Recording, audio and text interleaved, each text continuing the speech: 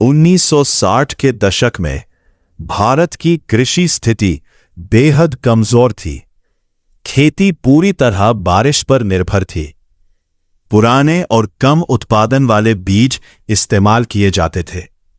हर साल सूखा और बाढ़ किसानों की मेहनत को बर्बाद कर देते थे।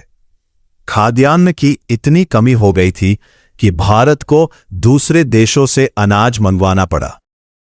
फिर भारत सरकार ने एक बड़ा कदम उठाया, नई तकनीक और वैज्ञानिक तरीकों को अपनाने का। इस बदलाव में अहम भूमिका निभाई महान कृषि वैज्ञानिक एम.एस. स्वामीनाथन ने। उनके साथ अमेरिकी वैज्ञानिक नॉर्मन बोरलाउग ने उच्च उत्पादन वाले बीज विकसित किए।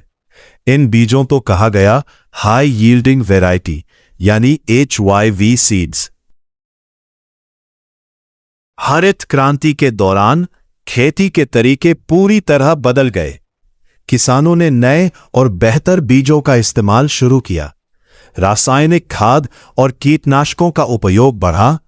सिंचाई की नई व्यवस्थाएं बनाई गईं और ट्रैक्टर जैसी मशीनों का इस्तेमाल बढ़ाने लगा। खास तौर पर गेहूं और चावल की खेती में अभूतपूर्व वृद्धि देखने को मिली। इस बदलाव का असर बेहद शानदार रहा। भारत, जो पहले अनाज के लिए दूसरों पर निर्भर था, अब खुद आत्मनिर्भर बन गया।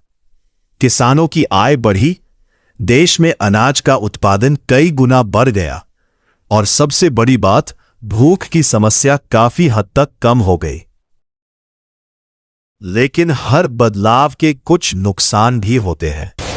रासायनिक खाद के अधिक उपयोग से मिट्टी की गुणवत्ता खराब होने लगी, पानी का अत्यधिक दोहन हुआ और छोटे किसानों को उतना फायदा नहीं मिल पाया।